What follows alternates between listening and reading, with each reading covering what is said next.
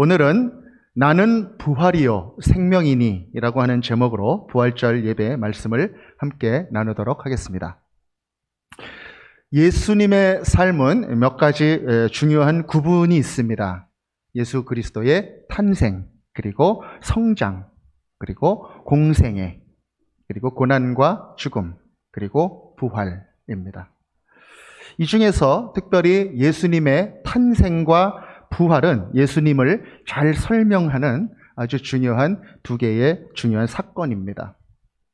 예수님이 인간이었음을 증명하는 사건이 동정녀 탄생이다. 이렇게 말씀을 드린다면 예수님이 하나님의 아들이었음을 증명한 사건, 그것이 바로 이 부활 사건이었던 것입니다.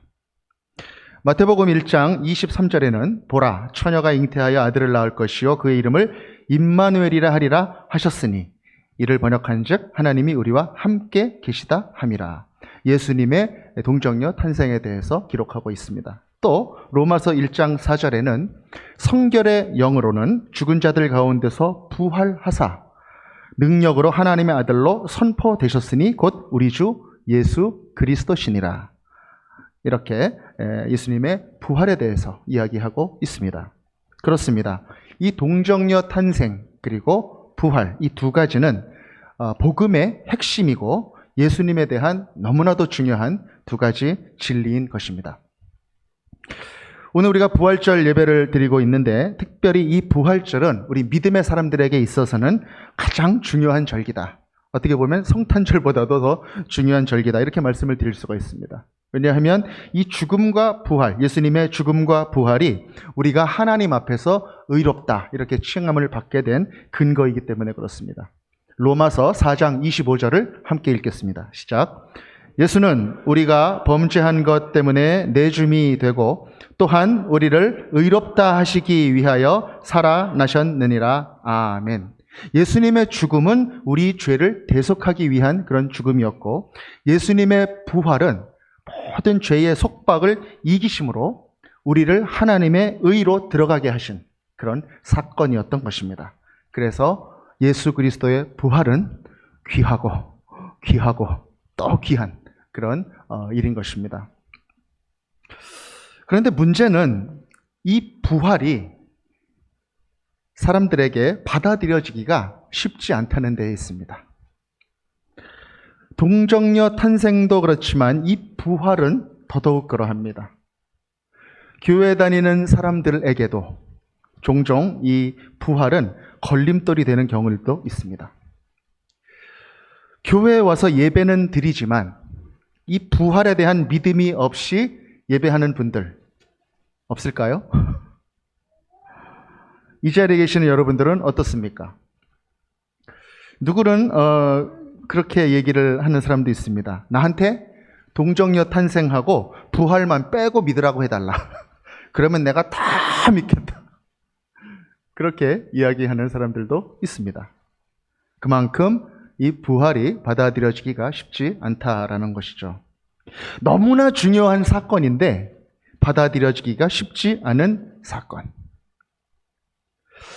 그래서 저는 역설적이게도 하나님께서 일부러 이 두 가지 가장 중요한 사건을 우리 믿음의 영역에 두신 게 아닌가 그런 생각을 해보게 됩니다.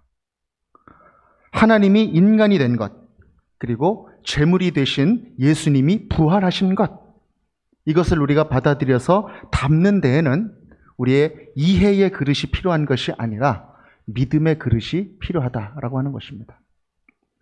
사실 여러분, 우리가 믿을만 해서 뭔가를 믿는다면 그것이 믿음이라기보다는 이해다. 이렇게 말씀을 드릴 수가 있을 것입니다.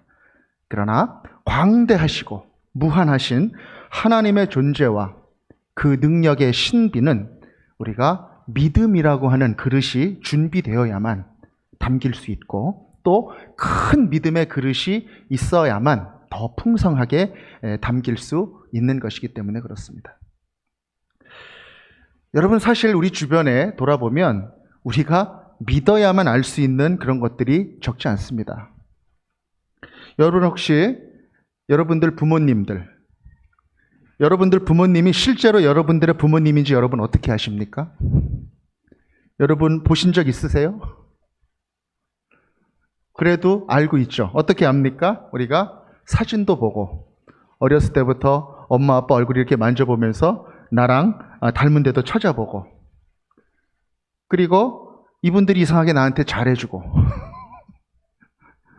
안아주면 화가 그런데 또 때로는 혼내기도 하고, 또 친척들 얘기 들어보면 너는 네 애비랑 똑같아 뭐 이런 얘기도 듣고, 그러다가 믿는 거예요. 네, 믿는 것입니다. 내가 본 적도 없는데, 나라는 존재를 내가 결정한 적도 없는데 그것을 믿고 지내는 것이죠. 여러분, 이 세상의 시작이 어떻게 시작된 것인지 여러분 혹시 아십니까? 분명히 이 세상이 지금 존재는 해요. 우리가 부인할 수 없습니다. 그러나 이 세상의 시작은 재현 불가능한 사건인 것입니다. 그렇기 때문에 우리가 이것을 잘 받아들이려면 믿음이 필요한 것입니다. 믿음. 물론 누구나 자신이 필요한 만큼의 그런 믿음의 근거를 구하긴 합니다. 그러나 하나님께서는 모든 일들의 시작과 끝을 하나님의 영역으로 숨겨놓으셨다라고 하는 것입니다. 창조주와 피조물의 명확한 구분선이 어디 있냐면 그 시작과 끝의 소유가 어디에 있느냐라고 하는 것입니다. 그래서 전도서에서는 이렇게 기록합니다. 우리 전도서 3장 11절 함께 읽겠습니다. 시작. 하나님이 모든 것을 지으시되 때를 따라 아름답게 하셨고 또 사람들에게는 영원을 사모하는 마음을 주셨느니라. 그러나 하나님이 하시는 일의 시종을 사람으로 측량할 수 없게 하셨도다. 아멘. 하나님이 모든 것을 지으셨다. 그리고 때에 따라 아름답게 하신다. 그리고 사람들에게는 영원을 사모하는 그 마음을 부어주셨다. 그리고 사람으로 하여금 그 모든 일의 시종을, 시작과 끝을 측량할 수 없게 하셨다. 그렇게 전도서에서 이야기하고 있는 것입니다. 사랑하는 여러분, 우리가 만약에 이 세상을 창조하신 그 하나님을 믿는다면 하나님이 하신 일을 믿지 못할 이유가 없는 것입니다. 천지 만물, 우주와 시간과 공간까지도 창조하신 하나님 아버지, 그분이 할 수 없는 일이 과연 무엇이 있겠습니까? 그 창조주의 광대함, 위대함, 그리고 무한함, 그리고 그 깊음, 그것은 오직 믿음의 눈으로만 볼 수 있는 하나님의 세계인 것입니다. 하나님은 영의 존재인, 영적인 존재인 우리에게 이 믿음이라고 하는 특별한 감각을 선물로 주신 것입니다. 그래서 우리가 예수님의 부활을 믿고 믿음으로 받아들일 수 있다고 하는 것은 참으로 큰 축복인 것입니다. 그러나 여러분, 이 믿음이 많은 사람, 모든 사람들에게 다 있지는 않죠. 그래서 여전히 이 부활은 받아들여지기가 쉽지 않은 경우들이 있습니다. 그런데 그것은 요즘만 그런 것이 아니라 예수님 당시에도 그랬습니다. 사실 어떻게 죽은 사람이 살아나나요? 누가 이렇게 질문했을 때 대답하기가 쉽지 않습니다. 그것은 그때도 마찬가지였다라고 하는 것이죠. 그럼에도 불구하고 이 복음서의 기자들은 이 예수 그리스도의 부활에 대해서 아주 자세하게 기록을 하고 있다는 것입니다. 그뿐만 아니라 예수 그리스도의 부활을 목격한 그 목격자들에 대해서도 자세히 기록하고 있다는 것입니다. 이 믿기 쉽지 않은 일들을. 예수님의 부활에 대해서는 이미 하나님께서 구약에서 그 일을 예표하셨습니다. 여러 가지 그 예표의 이야기들이 있는데 여러분, 요나의 사건을 기억하실 것입니다. 요나의 사건. 물고기 뱃속에서 3일 밤을 죽은 것 같이 있다가 다시 나온 그 이야기. 예수님은 자신의 십자가 부활에 대해서 이야기를 하시면서 이 요나의 일을 말씀하십니다. 우리 다 같이 마태복음 12장 39절에서 40절 함께 읽겠습니다. 시작. 예수께서 대답하여 이르시되 악하고 음란한 세대가 표적을 구하나 선지자 요나의 표적밖에는 보일 표적이 없느니라. 요나가 밤낮 사흘 동안 큰 물고기 뱃속에 있었던 것 같이 인자도 밤낮 사흘 동안 땅속에 있으리라. 아멘. 요나의 표적 말고는 보일 것이 없다. 그뿐만 아니라 이 예수 그리스도께서도 직접 자신의 고난과 부활을 미리 선지자들의 말씀을 거론하면서 그렇게 예언하셨습니다. 다 같이 한번 또 누가복음 18장 31절에서 33절 함께 읽겠습니다. 시작. 예수께서 12 제자를 데리시고 이르시되 보라 우리가 예루살렘으로 올라가노니 선지자들을 통하여 기록된 것이 인자에게 응하리라. 인자가 이방인들에게 넘겨져 희롱을 당하고 능욕을 당하고 침뱉음을 당하겠으며 그들은 채찍질을 하고 그를 죽일 것이나 그는 3일 만에 살아나리라 하시되 아멘. 그는 3일 만에 살아나리라. 이렇게 스스로에 대해서 예언을 하셨습니다. 이렇게 구약이 예시하고 예수님이 또 직접 말씀하셨던 이 부활에 대해서 당시에 살았었던 사람들에게는 어떠한 증거가 주어질 수 있었을까? 바로 그 결정적인 증거 중에 하나가 무엇이냐면 바로 예수님을 장사했던 그 무덤이 빈 무덤으로 발견이 되었다라고 하는 것입니다. 사람을 장사했던 무덤이 빈 무덤으로 발견이 되었습니다. 예수님은 십자가에서 죽으신 후에 평소에 가깝게 지내던 친구들에 의해서 무덤에 장사되었습니다. 마가복음 15장 46절에서 47절에는요. 아리마대 요셉이라고 하는 사람이 세마포에다가 예수님을 싸서 바위를 판 무덤에다가 넣어서 돌로 이렇게 막았다. 그리고 곳을 막달라 마리아와 그 요셉의 어머니가 그곳을 보았다. 이렇게 자세하게 그 장례의 절차를 기록하고 있습니다. 그런데 예수를 대적하던 사람들은 이 예수의 시체의 행방을 아주 대단히 민감하게 주시하고 있었습니다. 예수의 추종자들이 그 예수의 시체를 가지고 어떻게 조작을 하지 못하도록 시체를 철저하게 지키고 있었던 것이죠. 이것이 당시의 현실적인 상황이었습니다. 우리 다 같이 마태복음 27장 62절에서 66절까지 좀 긴데 함께 읽도록 하겠습니다. 시작. 그 이튿날은 준비일 다음 날이라 대제사장들과 바리새인들이 함께 빌라도에게 모여 이르되 주여 저 속이던 자가 살아있을 때에 말하되 내가 사흘 후에 다시 살아나리라 한 것을 우리가 기억하노니 그러므로 명령하여 그 무덤을 사흘까지 굳게 지키게 하소서. 그의 제자들이 와서 시체를 도둑질하여 가고 백성에게 말하되 그가 죽은 자 가운데서 살아났다 하면 후의 속임이 전보다 더 클까 하나이다 하니 빌라도가 이르되 너희에게 경비병이 있으니 가서 힘대로 굳게 지키라 하거늘 그들이 경비병과 함께 가서 돌을 인봉하고 무덤을 굳게 지키니라. 아멘.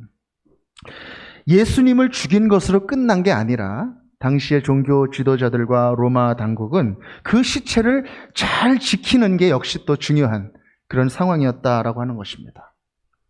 설렁설렁한 그런 분위기가 아니었다라고 하는 것입니다. 이때 예수님을 특별히 사랑했었던 그런 갈릴리 출신의 여자들이 있었습니다. 그 여인들이 예수님 시체의 발을 그 향품을 가지고 예수님의 무덤으로 갔습니다. 가면서도 걱정을 했어요. 거기에 가면 갈 수는 있는데 무덤 앞에 큰 돌이 이렇게 놓여져 있는데 그걸 어떻게 옮기지? 그렇게 걱정을 하면서 갔습니다.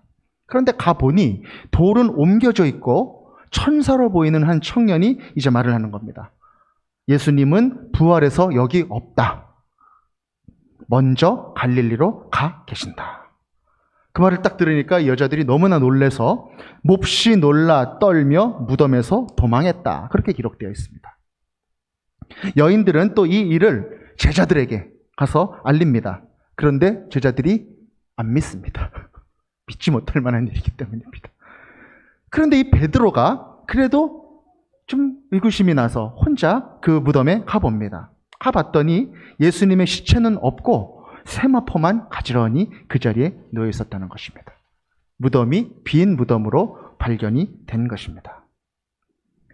이 빈 무덤, 가만히 생각을 해보면 당시에 유대교 사람들이나 로마 사람들, 이 양쪽의 입장들을 우리가 고려를 해볼 때 참 납득이 가지 않는 부분입니다. 예수가 부활했다는 그 소문이 쫙 퍼지게 되면 예수 추종자들, 예수를 따라갔던 그런 사람들 때문에 사회적인 동요가 일어날 것이 뻔한데, 로마 당국의 입장에서도 그렇고 유대 지도자들의 입장에서 보더라도 그렇고 이 예수의 시체는 잘 관리되어야 하는 것입니다. 2016년에 개봉된 영화 부활, 여러분 혹시 보셨는지 모르겠습니다. 그 영화에 보면요, 예수의 시체를 찾으려고 하는 그 로마 당국의 그 초조함과 당혹스러움이 아주 현실적으로 잘 표현이 되어 있습니다. 그 시내가 아주 난리가 납니다. 예수 시체 찾으려고. 이런 상황이 아주 현실적인 당시의 그런 분위기였다라고 하는 것입니다. 그런 분위기 속에서 빈 무덤이 발견된 것입니다. 이 빈 무덤이. 그래서 이 빈 무덤이야말로 예수 부활의 당연하고 큰 증거다, 이렇게 이야기를 하는 것이죠. 왜 무덤이, 사람이 장사를 지냈는데 지키는 사람도 많았는데 왜 무덤이 비어있느냐? 이 말의 가장 합리적인 설명은 예수님이 부활하셨기 때문이다, 그렇게 이야기를 하는 것입니다. 예수님의 부활에 더 큰 증거가 있다면 바로 그 부활하신 예수님을 본 사람들이 굉장히 많았다는 것입니다. 여러분, 정말 예수님이 부활했고 그 부활하신 예수님이 나에게 나타나셨다면 나는 어떻게 했을까요? 지금이라면 이렇게 예수님 잠깐만요 이러면서 셀피라도 찍고 그래서 증거라도 남기고 그랬을 텐데 당시에는 어떻게 했을까요? 예수님하고 이렇게 이야기한 다음에 다른 사람들한테 가가지고 내가 봤어, 예수님 만났어, 그렇게 얘기하는 방법 말고 또 어떤 것들이 있었을까요? 부활의 증언이 복음서에 꼼꼼하게 기록된 이유는 이 부활이라고 하는 사건이 참 믿기 어려운 사건이지만 정말 있었던 사건이고 그래서 받아들이지 않으면 안 되는 그러한 사실이었기 때문에 기록이 된 것입니다.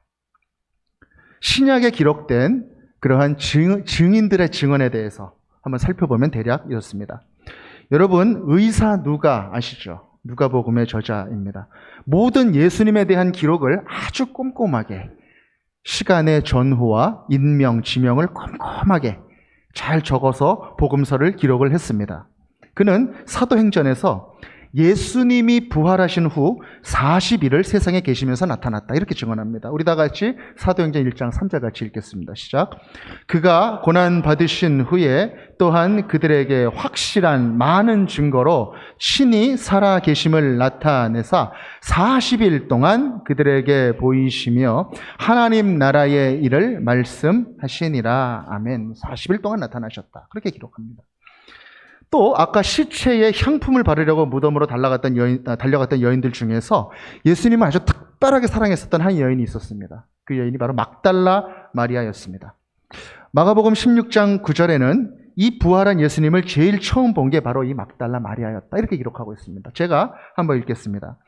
예수께서 안식 후 첫날 이른 아침에 살아나신 후 전에 7 귀신을 쫓아내어 주신 막달라 마리아에게 먼저 보이시니 마리아가 가서 예수와 함께하던 사람들이 슬퍼하며 울고 있는 중에 이 일을 알림에 그들은 예수께서 살아나셨다는 것과 마리아에게 보이셨다는 것을 듣고도 믿지 아니하니라. 7 귀신 들렸던 여인 막달라 마리아가 예수 부활을 제일 먼저 보고 알렸는데 아무도 믿지 않았다라는 것입니다. 그리고 이 예수님은 그 후에 엠마오로 가는 두 제자들에게 나타나셨습니다. 누가복음 24장 13절로부터 보면요, 아주 재미있게 여러분 한번 나중에 한번 읽어보세요. 너무 재미있게 기록이 되어 있습니다. 예수님께서 두 사람이 이렇게 가는데 슬쩍 이렇게 끼어들어가서 이야기를 시작하십니다. 슬쩍 끼어들어가서. 그러면서 이렇게 물어보는 거예요. 너네들 지금 무슨 얘기하니? 그러니까 예수님을 몰라본 이 글로바라고 하는 제자가 슬픈 표정으로 이렇게 이야기를 합니다. 어떻게 지금 장안에 화제가 되고 있는 그 사건을 모르고 있어? 그렇게 예수님한테 이야기를 합니다. 그러니까 예수님이 모르는 척 하시고 아, 그런 일이 있어? 그게 무슨 일인데? 또 이렇게 얘기를 하십니다. 그랬더니 그들이 나사렛 예수의 일이다. 그러면서 이제 설명을 해주는데, 그분은 이런 사람인데 대제사장들과 관리들이 사형 판결을 받게 해서 십자가에 못 박혔다. 그래서 여자들이 그 무덤에 다음날에 갔는데 시체는 없어지고 천사들만 있었다. 이렇게 이야기를 예수님께 그렇게 했습니다.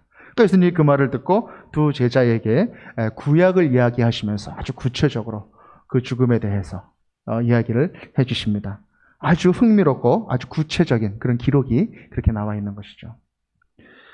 그 다음에 예수님은요, 예루살렘에 모여있던 10명의 제자에게 나타나십니다. 요한복음 20장 19절에서 29절까지 기록이 되어 있죠. 평강이 있으라 오셔가지고 그렇게 말씀하셨던 그 일. 여러분, 그 자리에 누가 없었나요? 예, 도마가 없었습니다. 도마가. 그래서 10명인 이유가 바로 도마가 없었고 자살했던 가룟 유다가 없었기 때문에 10명. 우리가 전에 도마 이야기라고 하는 설교에서 그 이야기를 같이 한번 자세하게 나눈 적이 있습니다. 그렇게 10 제자에게 나타나신 다음에 도마가 없어서 나는 못 믿겠다. 난 절대로 못 믿겠다 그랬더니 도마를 위해서 따로 만나 주십니다. 그래서 도마에게 그렇게 말씀하시죠. 내 손가락을 이리 내밀어 내 손을 보고 내 손을 내밀어 내 옆구리에 넣어보라. 그리하여 믿음 없는 자가 되지 말고 믿는 자가 되라. 그렇게 말씀하셨던 것입니다. 그렇게 실증적이던 도마라고 하는 사람에게까지 가서 만나주신 사건을 성경은 또 기록하고 있는 것입니다. 그 후에 또 예수님은 갈릴리에서 7 제자들에게 또 한번 찾아가셔서 만나주십니다. 요한복음 21장 1절에서 14절까지 기록이 되어 있죠. 아마 제자들은 예수님을 만났는데 다시 또 영적으로 좀 침체가 되어서 자기 고향으로 돌아가서 자기 본업, 고기 잡는 일로 돌아갔었던 것 같습니다. 그때 또 예수님이 이렇게 쓱 오셔가지고 물어보십니다. 고기가 많이 잡혔느냐? 아니, 못 잡았습니다. 그러면 배 오른쪽으로 던져봐. 그렇게 조언하십니다. 그러니까 고기가 엄청나게 많이 잡힙니다. 그래서 그때 베드로가 이상하다 그러면서 보니까 예수님이신 거예요. 그래가지고 주님이시다 그러면서 막 배에서 내려가지고 쫓아갑니다. 그때 예수님께서는 이 제자들을 위해서 조반, 갈릴리 스타일 브렉퍼스트를 이렇게 준비해서 딱 돌판 위에 올려놓고 준비를 해 놓으셨습니다. 그리고 이 남자들이 밥을 먹는데 아무런 말도 하지 않고 넉넉하게 이렇게 밥을 먹는 거예요. 침묵이 쫙 흐릅니다. 그 사건이 3번째로 예수님께서 제자들에게 나타나신 것이라고 성경은 기록하고 있습니다. 요한복음 21장 13절에서 14절까지 함께 읽겠습니다. 시작. 예수께서 가셔서 떡을 가져다가 그들에게 주시고 생선도 그와 같이 하시니라. 이것은 예수께서 죽은 자 가운데서 살아나신 후에 3번째로 제자들에게 나타나신 것이라. 아멘. 그리고 이 조반을 먹은 후에 베드로에게 3번을 물어보십니다. 내가 나를 사랑하느냐? 내가 나를 사랑하느냐? 그리고 내가 나를 사랑하느냐? 그렇게 예수님께서는 부활하신 제자들을 만나주셨습니다. 그리고 고린도전서 15장 6절에는 예수님께서 이 베드로와 제자들에게 보이신 이후에 500여 형제들에게 일시에 나타나셨다라고 하는 사건을 이 사도 바울이 증언하고 있습니다. 우리 다 같이 고린도전서 15장 4절에서 6절 함께 읽습니다. 시작. 장사 지낸 바 되셨다가 성경대로 사흘 만에 다시 살아나사 게바에게 보이시고 후에 12 제자에게와 그 후에 500여 형제에게 일시에 보이셨나니 그 중에 지금까지 대다수는 살아있고 어떤 사람은 잠들었으며. 아멘. 이 사도 바울은요, 예수님의 공생의 기간 동안에는 이 제자들을 잘 몰랐습니다. 그 후에 이제 예수님을 만난 이후에 그들과 이제 교제를 하게 된 것인데, 그때 이 사도들로부터 그 예수 부활에 대한 이야기를 구체적으로 듣게 된 것으로 보여집니다. 그때 이 사도들의 간증, 이 간증 말고 또 500여 명의 사람들이 예수 그리스도를 만났다. 그리고 그 중에 대다수 사람들이 살아있다라는 것을 알게 되고 그것을 이렇게 증언하고 있는 것입니다. 그뿐만 아니라 또 15장 7절에서는 예루살렘 교회의 리더로 있었던 예수님의 동생이었던 야고보, 이 야고보가 자기 형이었던 예수가 평상시 못 믿었는데 부활하셔서 나타나신, 그래서 만났던 그 일들을 또 그 간증을 듣고 기록을 하고 있는 것입니다. 그것이 고린도전서 15장 7절에 기록되고 있습니다. 그 후에 성경은 예수님이 이제 마지막으로 감람산에서 나타나신 후에 승천하신 사건을 기록하고 있습니다. 그때 예수님께서 이렇게 말씀하시죠. 온 천하에 다니며 복음을 전파하여라. 오직 성령이 너희에게 임하시면 너희가 권능을 받고 예루살렘과 온 유대와 사마리아와 땅끝까지 이르러 내 증인이 되리라 하시니라. 할렐루야. 이렇게 말씀하셨습니다. 그리고 승천하신 그 일을 누가와 마가가 기록하고 있는 것입니다.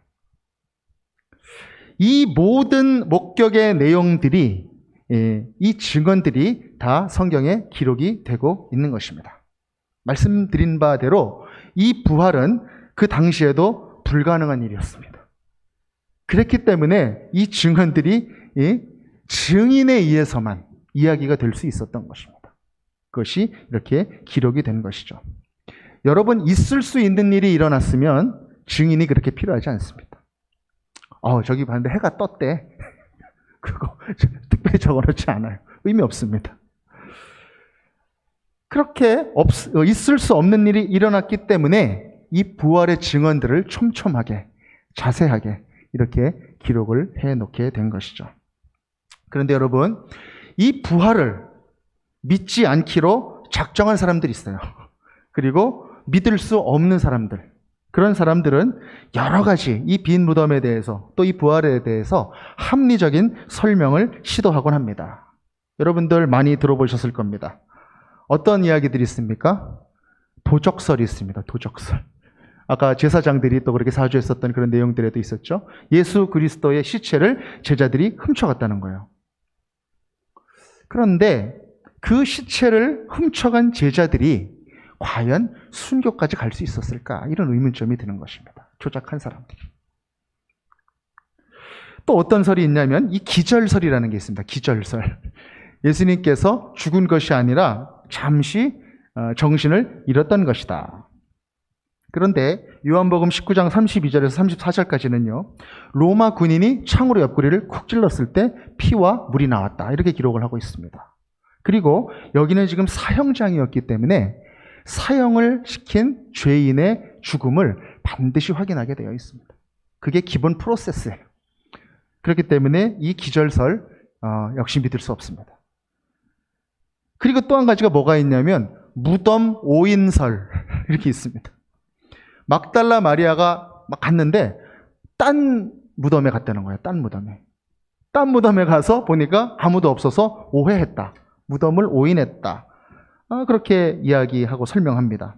그런데 이 말도 조금 어폐가 있는 게 뭐냐면 부활 소문이 막 퍼져나갔을 때 막달라 마리아가 잘못 본 거면은 제대로 가서 거기에 있는 예수 시체를 보여주기만 하면 사건은 끝이거든요. 그런데 그렇게 하지 못했습니다. 무덤 오인설도 믿지 못하는 이야기입니다. 그리고 또 이런 이야기도 있어요. 이 부활이 지어낸 얘기고 전설이다. 이렇게 이야기하는 주장들이 있습니다. 그런데 신약학자들의 반론은 뭐냐면 이 부활 사건이 전설로 기록되기에는 그 사건이 있은 다음부터 기록된 시점까지의 기간이 너무나 짧다는 거예요. 생존자가 살아있는 그러한 기간 정도로 굉장히 짧다는 것이죠. 그리고 이게 만약에 지어진 얘기라고 한다면 왜 첫 번째 본 사람을 베드로나 요한같이 당시에 영향력이 있었던 그런 수석제자, 부수석제자 이런 사람들로 하지 왜 인정도 못 받는 이 막달라 마리아 이 여자를 첫 번째 증인으로 했겠느냐. 이렇게 질문합니다. 이 질문에 대답하지 못합니다. 이 부활을 부인하는 가장 그럴듯한 주장이 하나가 있습니다. 그게 뭐냐면 소위 환상설입니다. 환상설. 부활이 이 제자들의 주관적인 경험이라는 거예요. 주관적인 경험. 그러나 이 같은 그 환상설의 주장이 받아들여지기에는 여러 가지 넘어야 될 산들이 많습니다. 왜냐하면 이 부활을 목격한 사람들의 부류가 굉장히 다양하다는 거예요. 굉장히 다양하다. 그리고 이 예수님을 목격했던 시간대와 장소가 또한 다양했다라는 것이죠. 그리고 이 모든 부활에 대한 증언의 현상이 40일이라고 하는 짧은 시간에 한시적으로 일어났다라는 것입니다. 그리고 무엇보다도 이 예수 그리스도의 제자들이 예수님의 부활을 막 고대하고 앙망하고 막 환상이 보일 정도로 막 원하고 그런 상황이 아니었다는 거예요. 다 도망가 있었고, 그렇게 일어났다, 믿었다, 이렇게 살아났다라고 이야기해도 못 믿을 정도로 그러한 상황이었다라는 것입니다. 환상설은 올바른 설명이 아닌 것이죠. 예수 그리스도는 실제로 볼 수 있게 나타나셨고 만질 수도 있었고 제자들과 함께 걷기도 하셨고 음식을 먹기도 하신 그런 구체적인 사건으로 나타나셨다라고 하는 것입니다. 이런저런 설명들이 다 안 되니까 최근에는 어떤 설명까지 동원이 되냐면 예수가 죽은 게 아니라 다른 사람이 죽었다. 다른 사람설. 그리고 최근에는 쌍둥이설.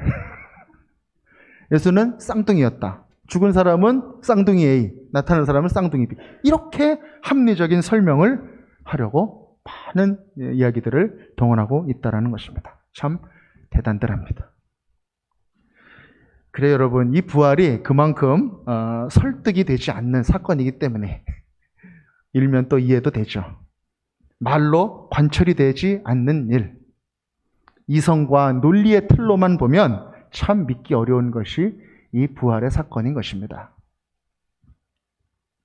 그래서 예수님께서 당신께서 죽고 부활하시기 전에 이 부활이라고 하는 것은 이성과 논리 차원에서 다뤄질 문제가 아니라는 것을 미리 가르쳐 주셨던 그런 사건이 있습니다.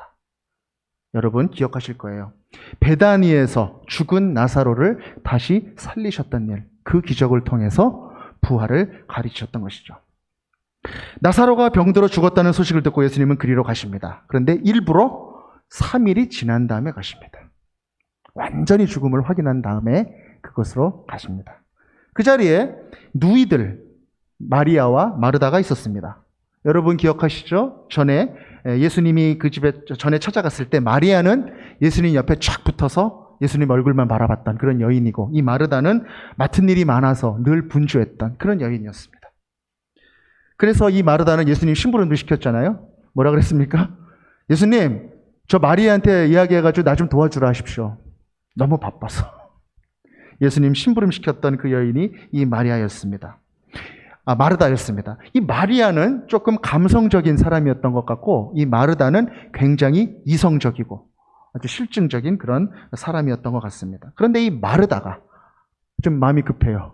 그래서 예수님께 먼저 나가서 예수님을 맞으면서 이야기를 시작합니다. 요한복음 11장 20절에서 22절 함께 읽겠습니다. 시작. 마르다는 예수께서 오신다는 말을 듣고 곧 나가 맞이하되 마리아는 집에 앉았더라. 마르다가 예수께 여짜오되 주께서 여기 계셨더라면 내 오라버니가 죽지 아니하였겠나이다. 그러나 나는 이제라도 주께서 무엇이든지 하나님께 구하시는 것을 하나님이 주실 줄을 아나이다. 아멘. 지금 마르다가 뭐라고 하고 있습니까? 예수님이 여기 있었다면 우리 오라비가 죽지 않았을 것입니다. 그러나 이제라도 예수님 당신이 하나님께 구하면 그 구하는 것을 하나님이 들어주실 것을 나는 압니다. 이렇게 이야기하고 있습니다. 오빠가 죽어서 슬퍼요. 그리고 예수님의 능력도 인정합니다. 그런데 예수님을 하나님의 아들로, 하나님으로 인정하지는 않는 것 같습니다. 주께서 하나님께 구하는 것을 하나님은 해주실 수 있습니다. 그렇게 이야기하고 있는 것이죠. 그리고 그것을 어떻게 표현하냐면 내가 아나이다 이렇게 표현하는 거예요. 아나이다. 내가 압니다. 안다는 거예요. 믿는 게 아니라 안다. 마르다는 믿는 신앙이 아니라 아는 신앙의 차원에 지금 머무르고 있는 것입니다. 그래서 예수님이 말씀하십니다. 요한복음 11장 23절에서 이렇게 말씀하세요. 예수께서 이르시되 내 오라비가 다시 살아나리라. 지금 내 오빠가 살아날 것이다. 부활할 것이다. 그렇게 예수님이 이야기하세요. 그런데 마르다가 다시 예수님께 이렇게 대답합니다. 요한복음 11장 24절 함께 읽습니다. 시작. 마르다가 이르되 마지막 날 부활 때에는 다시 살아날 줄을 내가 아나이다. 지금 뭐라는 겁니까? 네, 예수님, 옳습니다. 부활하긴 하죠. 그런데 지금이 아니라 마지막 날 부활될 때 될 것을 내가 압니다. 압니다. 또 안다라는 말을 쓰고 있는 것입니다. 믿지 않고 있는 것입니다. 예수님은 지금 지적인 동의를 요구하시는 것이 아니라 믿음을 요구하고 있는 것입니다.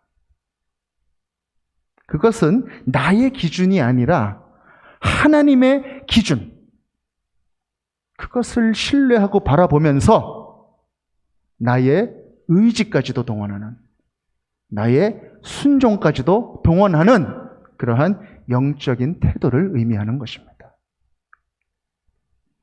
그런데 지금 마르다는 계속 안다, 알아요, 이렇게 이야기를 하고 있는 것입니다.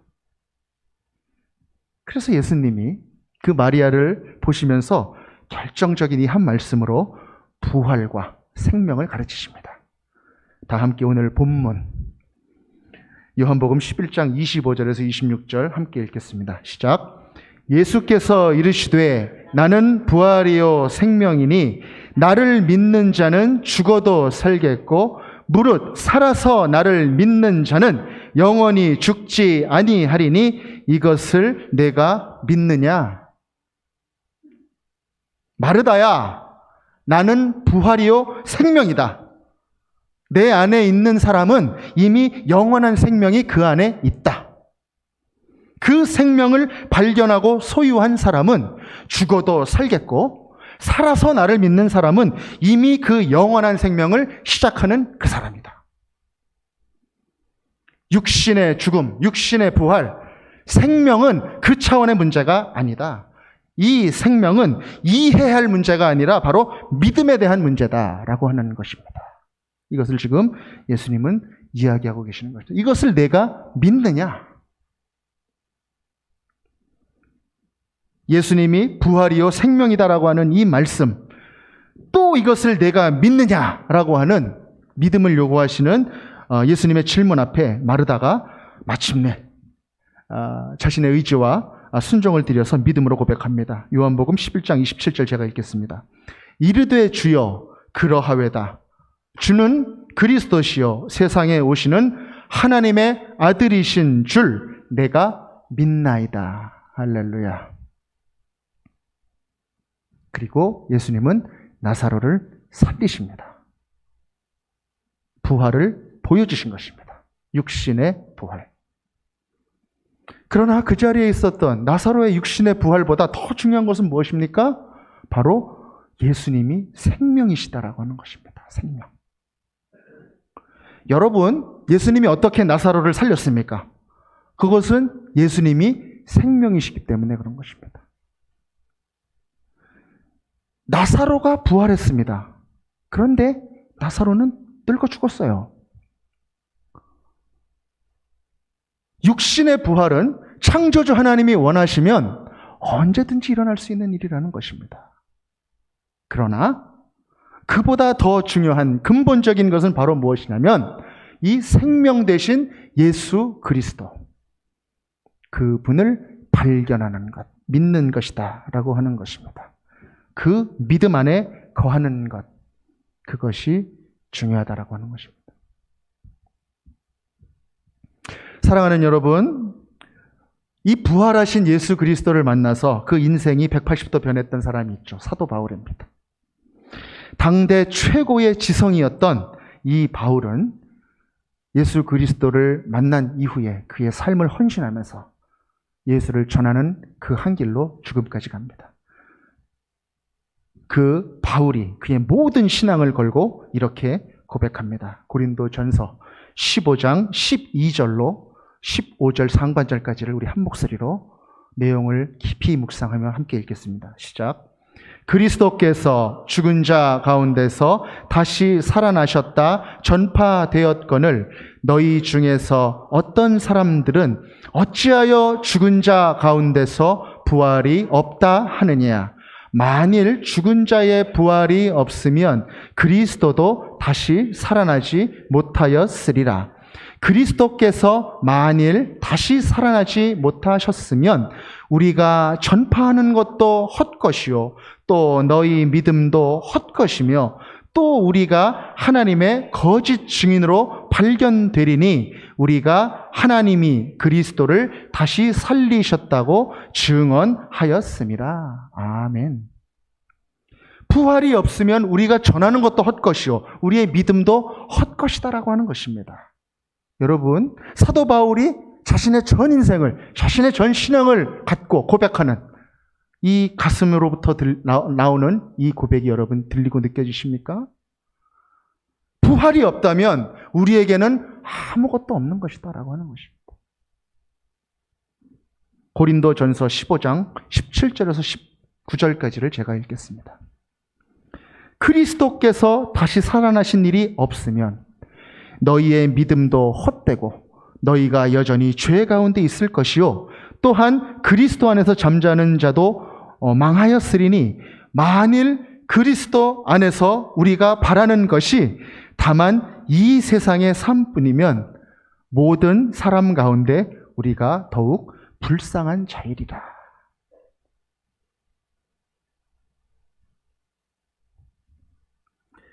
예수의 부활이 없으면 속죄도 없다.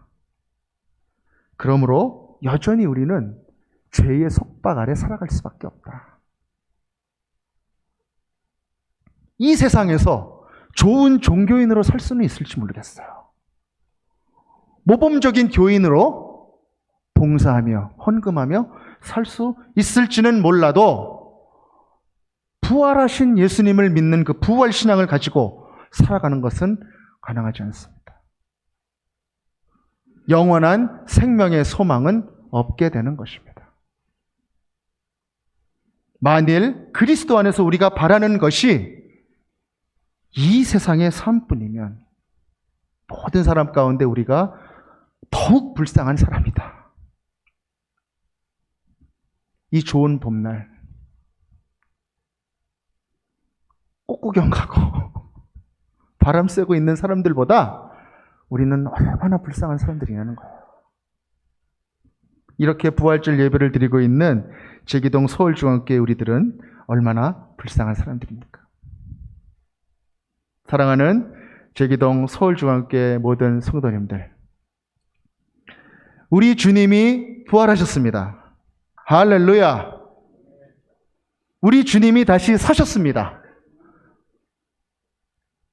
우리 형제님들, 자매님들 불쌍하지 않습니다. 우리 주님이 죽음의 권세를 이기시고 생명의 능력으로 부활하셨습니다.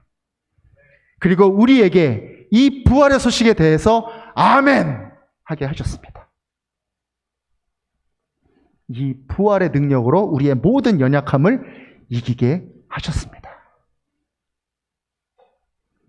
그 부활의 승리와 평강이 지금 이 자리에 우리와 함께하고 있습니다. 사랑하는 여러분, 어떠한 상황과 조건 속에 있더라도 부활이시고 생명이신 예수님 안에 거하십시오. 예수님의 생명이 그 부활을 믿고 소망하는 우리 모두에게 충만하게 임할 것입니다. 이 부활의 믿음과 기쁨 가운데 영원히 거하는 우리 사랑하는 모든 제기동 서울중앙교회 성도님들이 되시기를 주 예수 그리스도 이름으로 기원드립니다.